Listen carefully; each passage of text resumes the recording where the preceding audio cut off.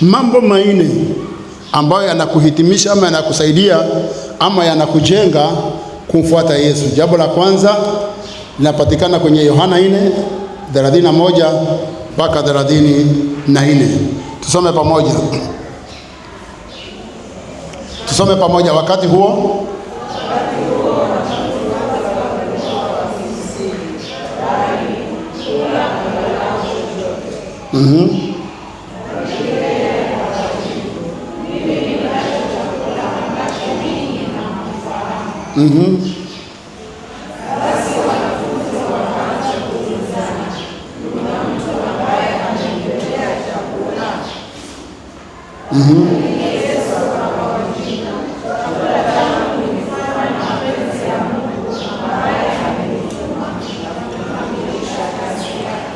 Amen. Ukimfuata Yesu, ukimfuata mtu, ina lazima ukule chakula chake. Amen. Ukifuata mtu, ina maana atakachokula utakula pia, kwa sababu mfuate siku moja. Siku moja unaweza beba chakula chako, lakini siku ya tatu, wiki moja, mwaka moja, si chakula chako itakuwa kimeisha. Na Yesu anasema, mimi ninacho chakula ambacho hamkijui. Amen. Amekaa pale, wanafunzi wameenda kijijini kutafuta chakula, na Yesu ameachwa akila chakula ambacho wanafunzi wakati wanapokuja wanampata Yesu tayari ameshiba. Wanamsihi, si ukule hata kidogo, si ukule, si uko njaa, si tumekuwa na wewe tangu asubuhi hujakula kula. Kwani kuna mtu amemletea chakula wakati ambako hatuko? Yesu akamwambia kitu, ninacho chakula ambacho hamkijui. Amen. Kama tutamfuata Yesu, kama utamfuata Yesu, chakula chake lazima katika maisha yako. Chakula chake lazima katika maisha yangu. Chakula chake lazima katika maisha ya kanisa. Tunapatana? Na yeye akasema, ninacho chakula ambacho hamkijui. Amen. Sijui walikuwa wanatarajia pengine ameenda akafanya kamuujiza kama kale kasamaki na mikate. I don't know what they expected. Are we together? Lakini maneno yake aliyowajibu, hayo maneno mpaka leo anatujibu sisi katika uzima wetu, katika uhai wetu, katika kumfuata Yesu. Amen. Alisema chakula chake ni nini? Si tusome.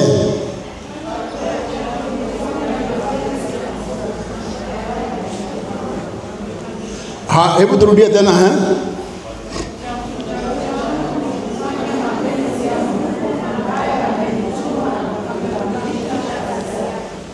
Kama tutamfuata Yesu, kama unamfuata Yesu, kama nitamfuata Yesu, chakula chetu ambacho tunapata nguvu, kwa sababu katika chakula kuna uhai, kuna nguvu, kuna uzima. Mtu kama hali guarantee anaelekea kufa, si ni kweli? Na Yesu anasema chakula ambacho kiko ni kuyafanya mapenzi. Mapenzi ya nani?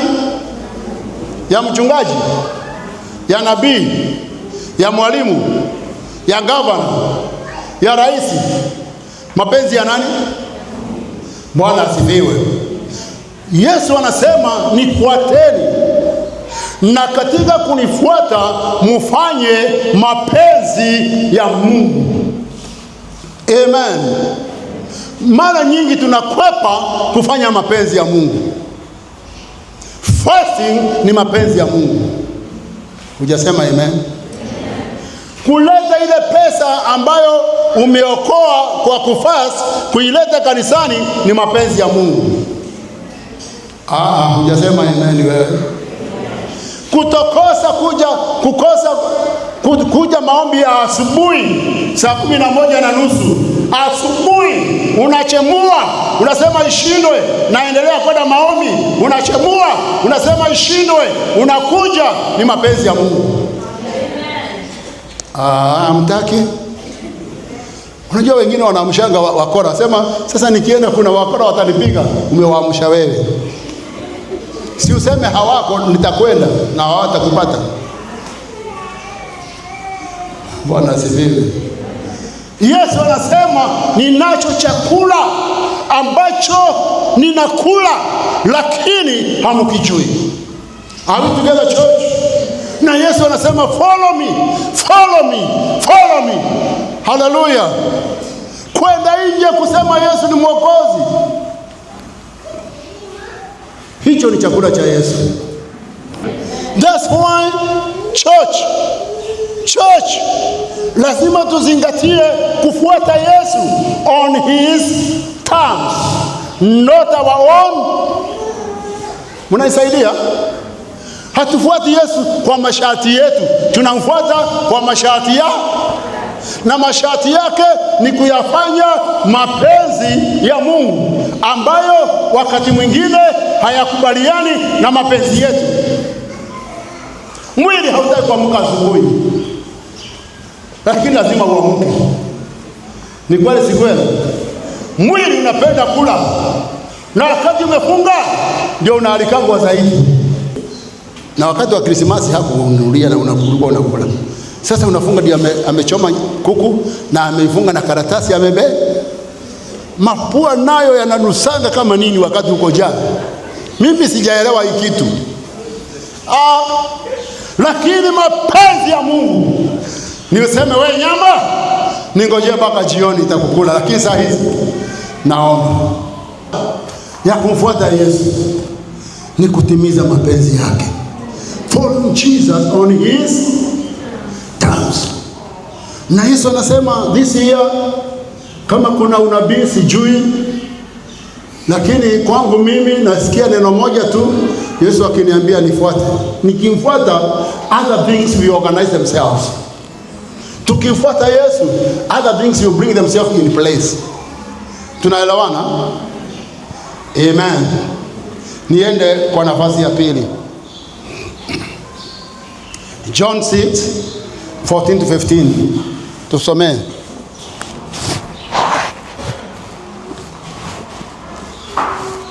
Inasemaje Yohana 6? Tuendelee.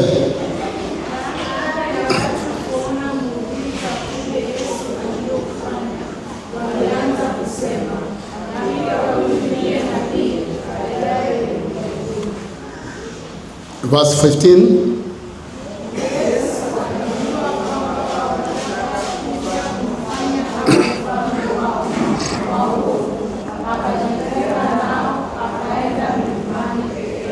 Bwana asifiwe. Tukimfuata Yesu kuna guarantee Yesu atatutumia. Tunapatana? Ukimfuata Yesu, Jesus Christ will use you. Wanafunzi walimfuata, akawaambia ingieni vijijini.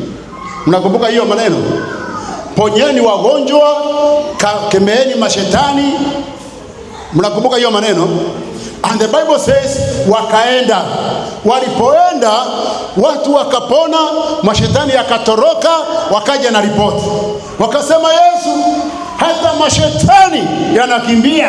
Tumeona. This time around hayakukaa. Yesu akawaambiaje?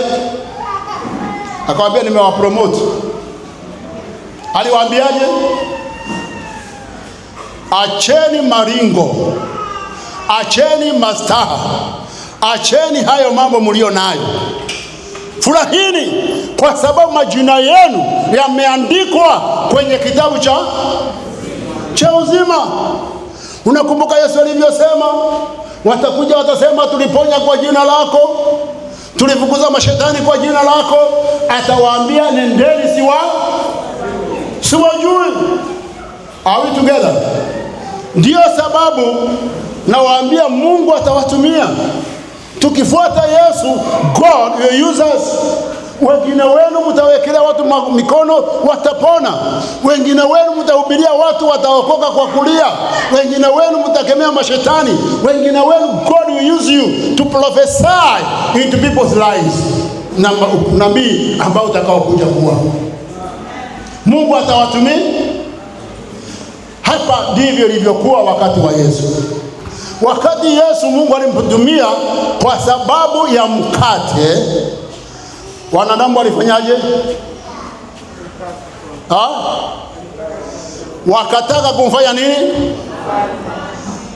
Ukifanya haya maneno, people will promote you. Watu watataka kukuinua na kukufanya kitu katika maisha yao. Amen. Unajua watu wakuleta uadui kati ya Sauli na Daudi. You remember?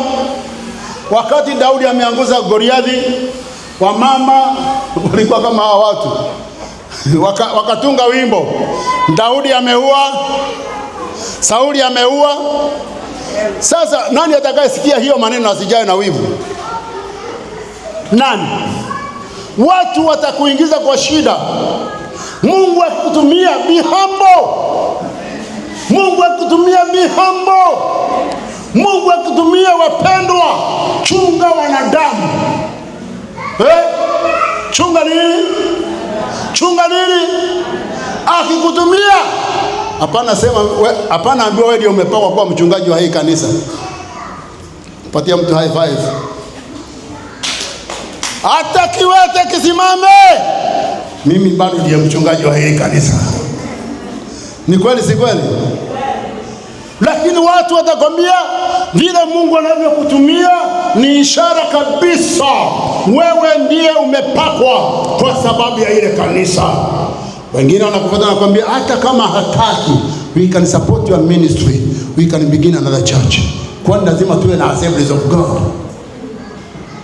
Yeah? Hello?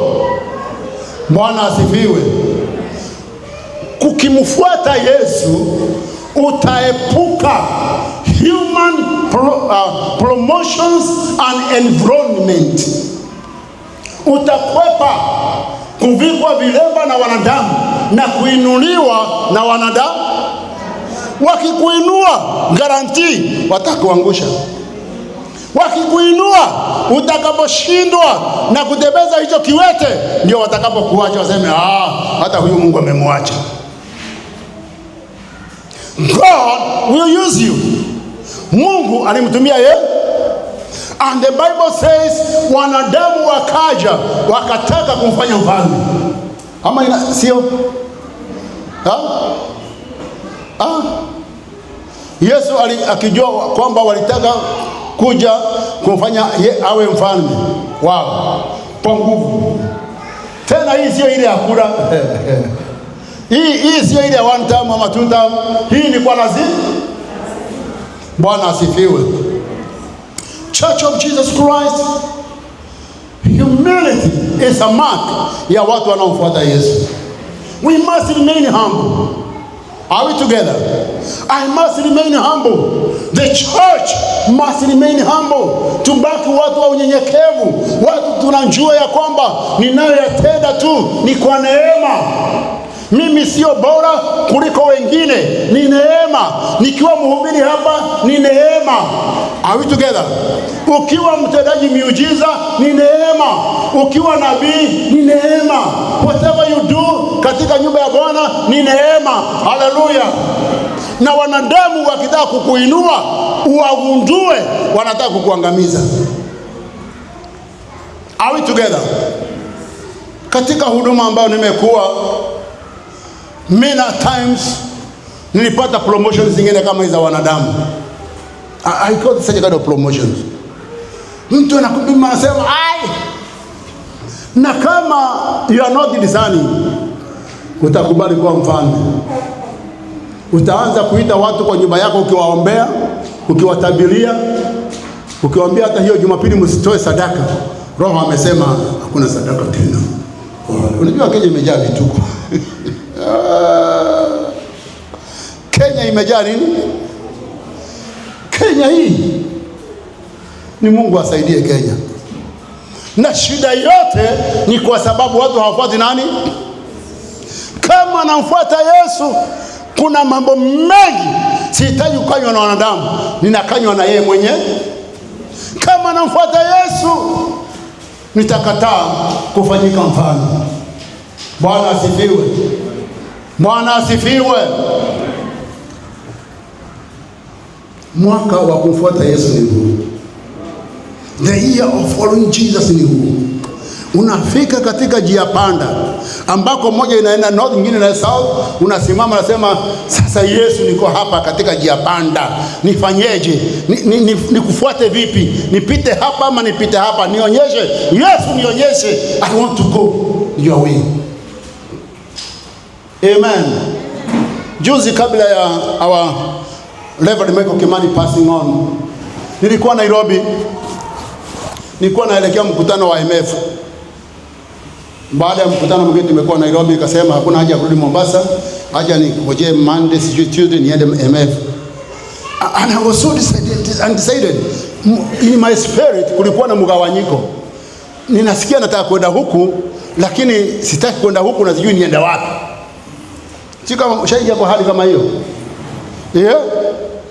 Niliingia kwa hoteli CJ along ile barabara ya kurudi Mlolongo kule. Kuna pale panaitwa CJ, nikasimamisha gari pale, nikaingia kwa hoteli, nikasema nipatie kahawa. Nikinywa hiyo kahawa nikasema, Yesu, siondoki hapa mpaka niwe na uhakika wa kule mimi naenda. Nakaa hapa Ngangari. Ushakaa mahali Ngangari?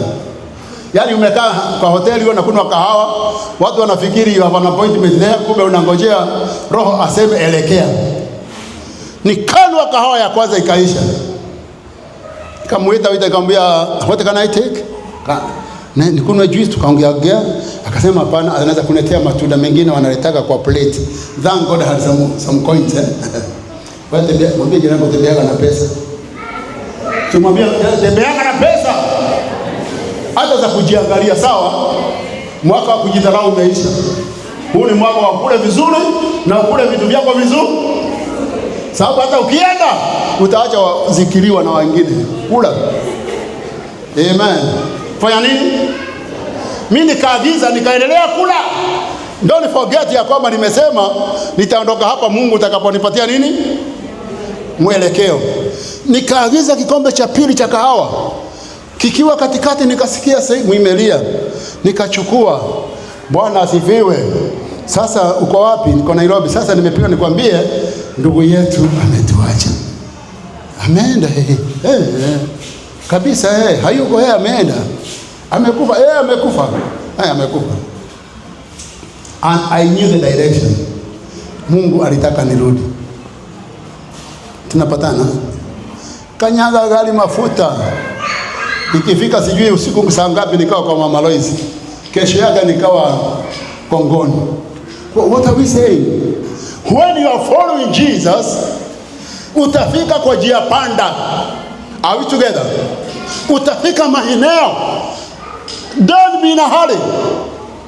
Don't be clever. Don't be mwelevu. Usitafute nabii kwa sababu wewe una roho wa Mungu.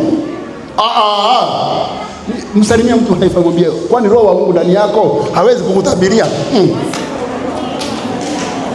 Yaani miaka yote mpaka utafute nabii. Mimi pale sikutafuta nabii, nilikaa Ngangari.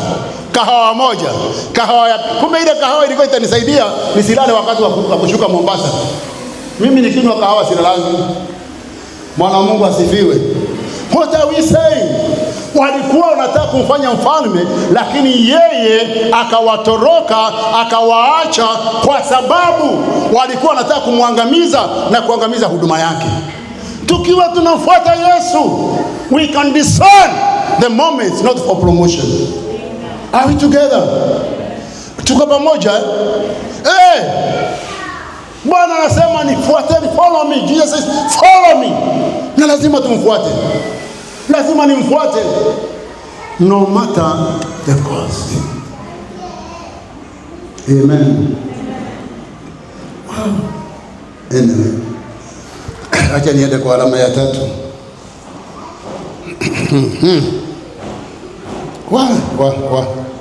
Matthew 16. Mathayo 16. Ukifika tusome mstari wa 21 mpaka 24.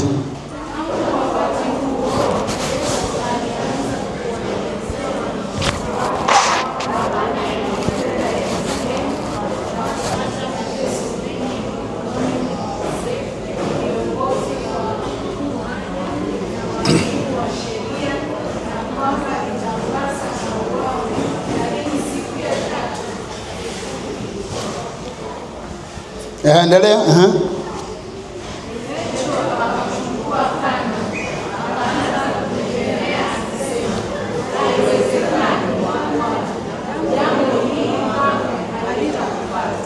The following verse.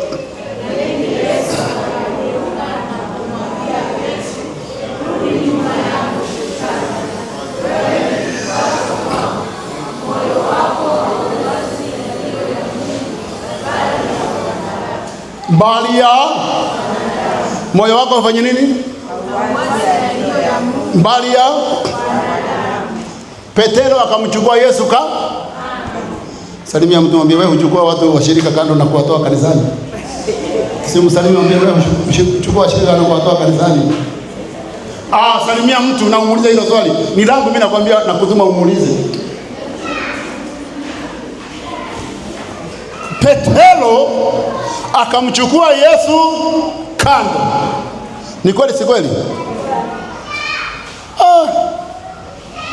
Just imagine. Yani Petero anamchukua Yesu nini? Na akaanza kumkemea. Akaanza kumkemea. Anamwambia, Bwana we, hayo unayosema hayatawezekana. That is not your portion. I decree and declare. Unajua jakati uko nazo kuna vituko. I decree and declare. Kwa sababu tumetanganywa whatever I decree and declare it will happen. Ni vituko. Ni nini? Kama unamfuata Yesu, kuna maeneo ya joto nyingi utakanyaga. Nirudie. Kama unamfuata Yesu, kuna maeneo ya joto jingi utaingia. Yesu akiongea kwa kanisa, hakuongea vile ambavyo tunavyohubiri wakati mwingine. Yeye alikuwa wazi, alikuwa open. Are we together? Aliwaambia ukweli. Lazima niende Yerusalemu, nitateswa mikononi mwa wenye dhambi, na mimi Bwana wenu, mimi Mwokozi wenu, nitaangikwa msalabani. Petero alikuwa amekula mikate. Siku nyingine akatoa pesa kwa samaki. Shangaza za jamaa alipwa, pesa za samaki zimeenda. Yesu akakemewa. Jiepushe na watu. Watakukemea kukuondoa kwa mipango ya Mungu. Amen. Kuna wengine wambaya sana. Tunapofanya our fundraising, mtu anajitolea. Anasema, Pastor, don't worry, nitanunua vifaa vya 500,000, vya 1,000,000. Pepo ndani ya wale watu kama pepo ndani ya Petero, wanamchukua kando. Si ungefanya, ungeacha ile fundraising? Kwani wewe lazima peke yako? Si kanisa lina watu wengi. Patia mtu high five. Mwambie chunga watu.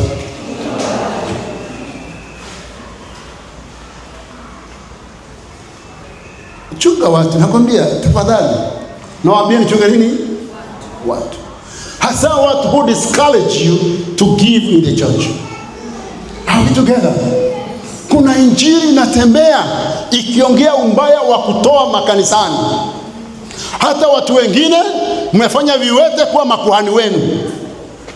Unaenda unapata zangu, mimi hutolea viwete, mimi hutolea wale hawajiwezi. Chunga. Neema ya kutojiweza inaweza tembea kwako. Chunga. Fanya nini? Hamusikii? Hamnisikii? Mimi nimewaambia siku zote, begging is a profession. Ukitaka kuwa beggar, you can be a beggar. Are we together? Na hakuna mtu atakufunga kwa sababu hiyo ni kazi unafanya. Mimi wakati mwingine huwapatia kwa sababu wako kazini. Siwapatii kwa sababu ya huruma, hapana.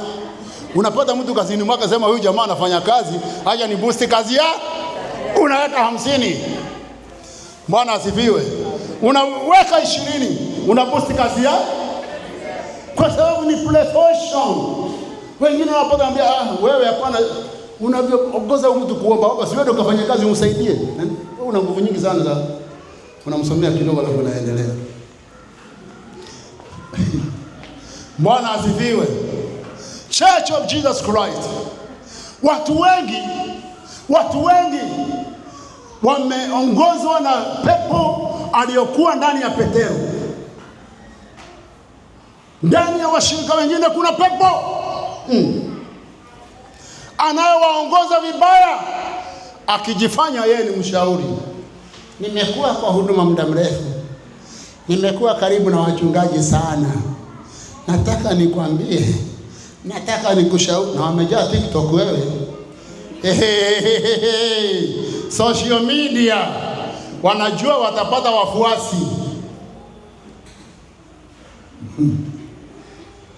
Sijui wewe mwenyewe unajijua. The Bible says Yesu akamwadress shetani ndani ya Petero. Hakumwadress Petero, aliadress shetani. Na wewe mtu kama huyo akija kwako, hapana kemea yeye, kemea shetani ndani yake. Unakemea kwa sababu wewe kazi yako ni kufuata yeye. Akisema anaenda Yerusalemu ateseke, aangikwe, unasema Yesu, hata mimi Yerusalemu nitakuja. Kwa sababu wamfuata, si ni kweli? Wamfuata. Kama anaenda kuuawa, wamfuata. Kama anaenda msalabani, wamfuata. Na kazi yake ni ile ambayo alikwambia, follow me. Amen. Mimi nimekataa kuwa distracted from following Jesus. Are we together? Akisema nenda Tarasa, naenda Tarasa. Tarasa kuna nini? Tabu nyingi kama nini? Hakuna sadaka, na kama sina petroli I cannot go. You are digging from your pocket to go. Na kuna makanisa mengine I can get invited. Hallelujah. Nikisema I'm available on this date, I'll be invited for a whole week seminar and revival. Na kabla sijana niulize, unataka nije na ndege ama unataka nije vipi? Hallelujah. Alternatives ziko.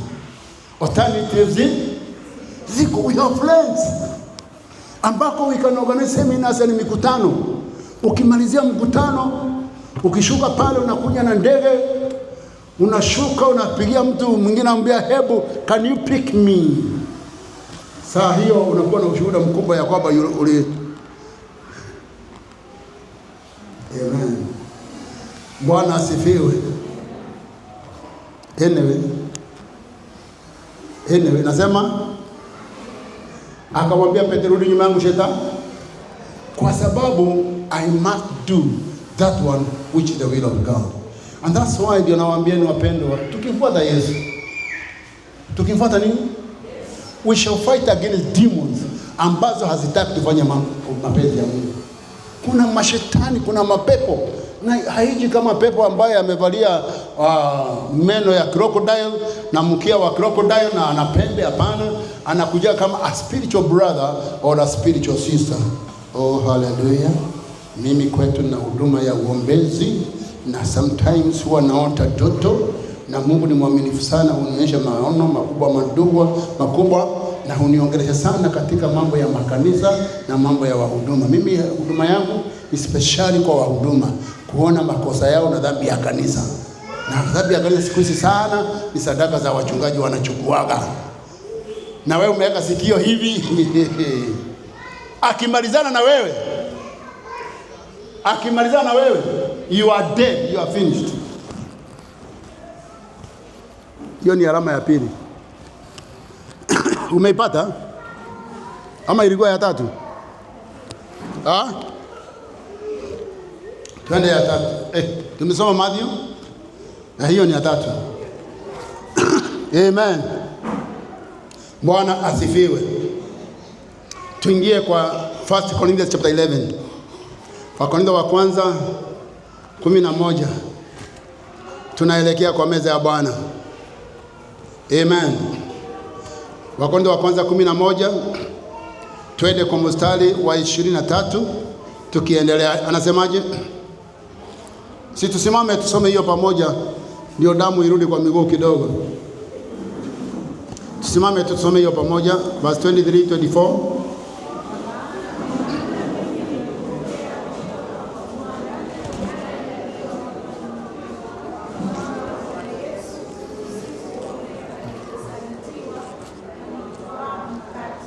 Verse 24.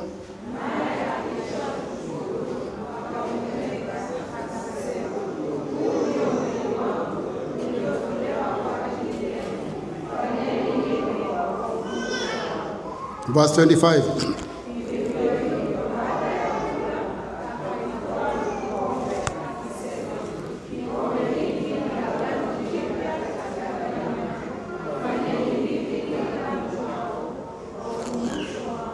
Verse 26.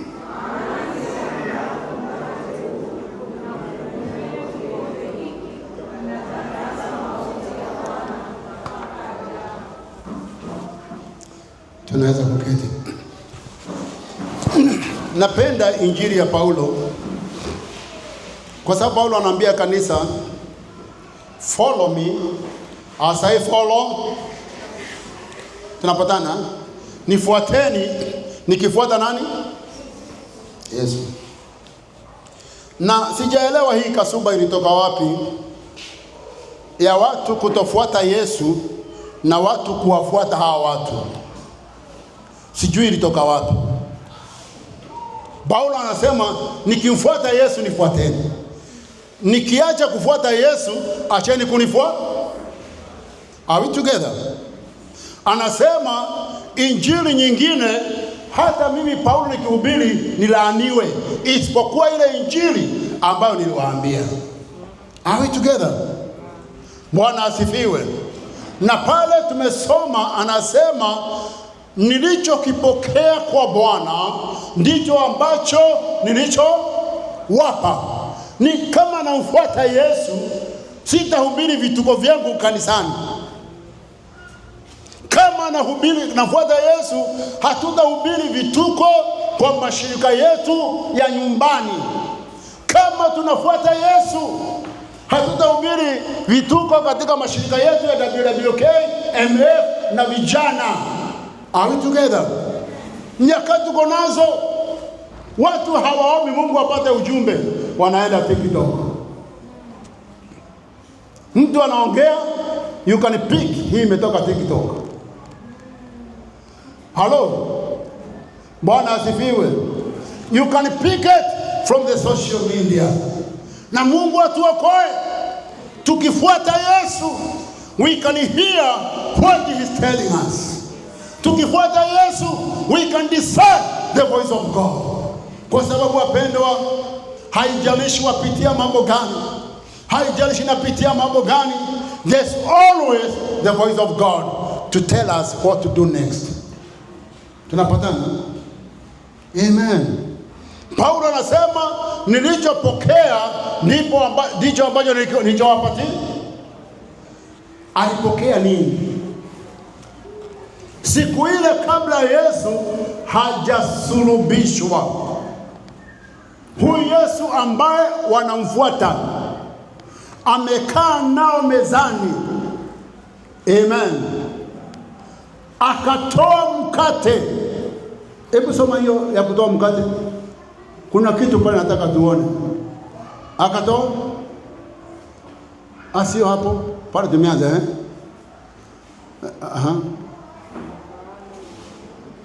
baada ya hapo it's the next naye akiisha, ngoja ni msiende bali kwa mimi hapo kushukuru.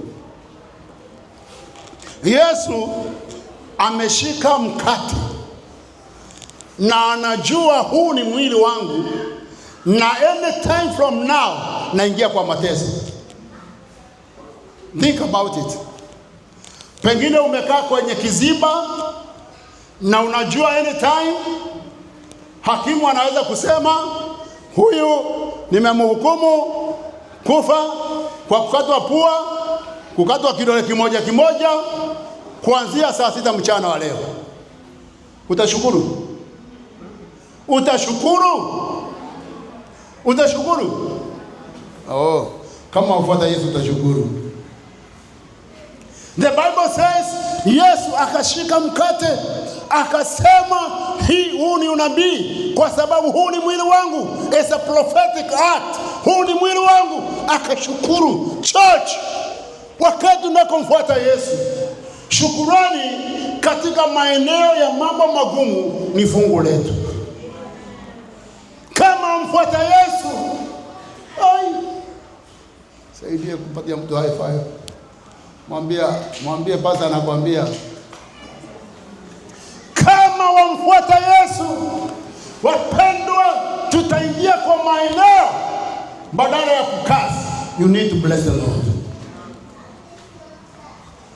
Utaingia kwa masehemu ambayo unayaangalia unasema naona kama haya ni mauti, lakini kwa sababu wafuata Yesu, ndani yako munaweza toka shukurani, ndani yako munaweza toka kusema asanti, ndani yako munaweza toka a blessing, not a curse.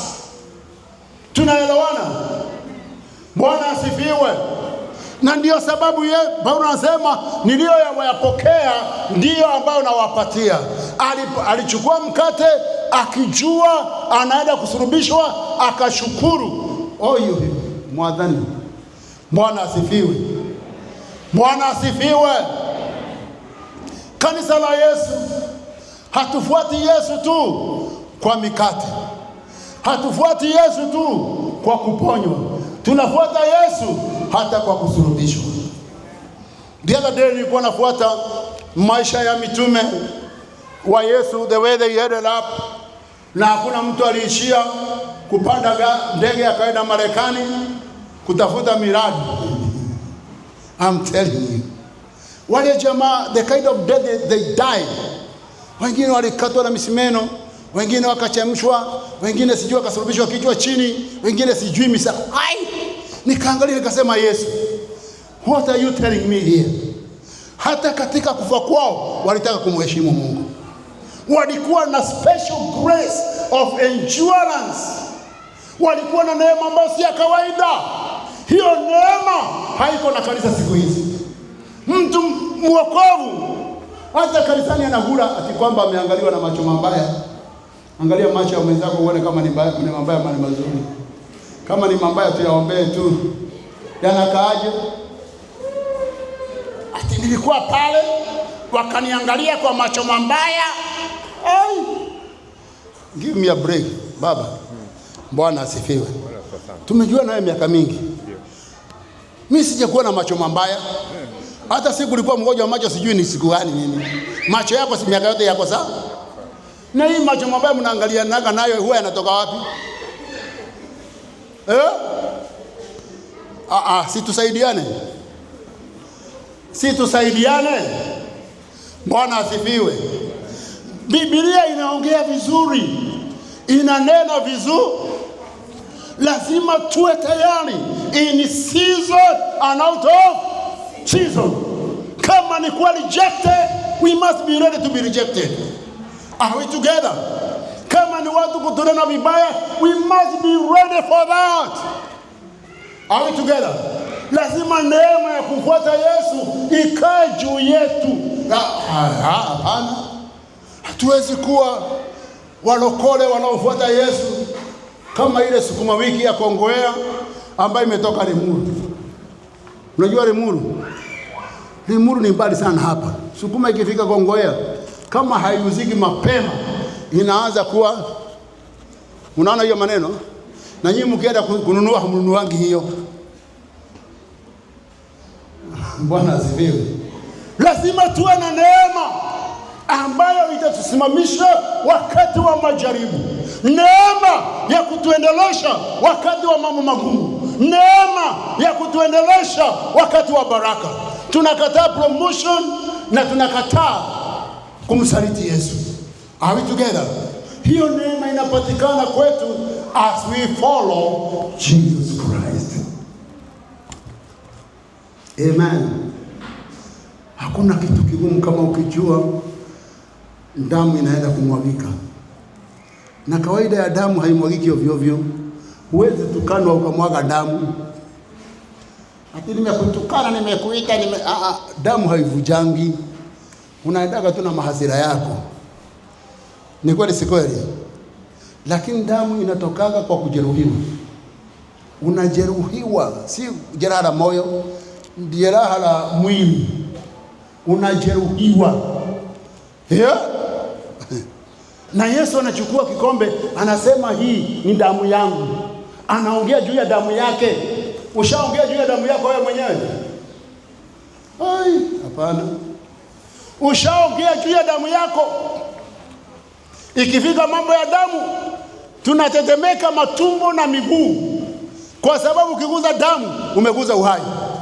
Ni kweli si kweli? Na Yesu anasema, wanangu, kuna neema ya kuweza kunifuata. Kuna neema ya kunifuata. Kama mtamwagika, kama damu yenu itamwagika, itakuwa kwa sababu mna neema ya kuvumilia. Hallelujah. As kama watoto wa Mungu, we must have the grace of endurance. Are we together? Lazima mwaka huu tumfuate Yesu. Na mimi sina uhakika mpendwa, tukimfuata Yesu anaweza kuambia wewe ndiye mhubiri wa Matondoni. Salimia mtu, mwambie unakaa kama mhubiri wa Matondoni. Unajua Matondoni ni wapi? Matondoni ni Lamu Island. Tunapatana ambako wewe kama usafiri wa pale ni wa punda. Wangapi wanajua kuendesha punda hapa? Bwana asifiwe. And the Lord can appear to you. Sasa hivi natafuta mhubiri wa kwenda Matondoni. Simu nisaidie. Useme Roho amesema mimi niende. Bwana asifiwe. What am I saying? We need a grace of endurance. Na inapatikana katika kufuata nani? Watu wengi wameharibu maisha yao, wameharibu mambo mengi yao kwa kukosa hii neema. The grace of endurance. Amen. Yesu alikuwa nayo. Anawaambia wanafunzi wangu, ni wakati huu. Sasa sio ile nilikuwa nawaambia zamani, hapana, ndio hii sasa. Simameni tukule meza ya Bwana.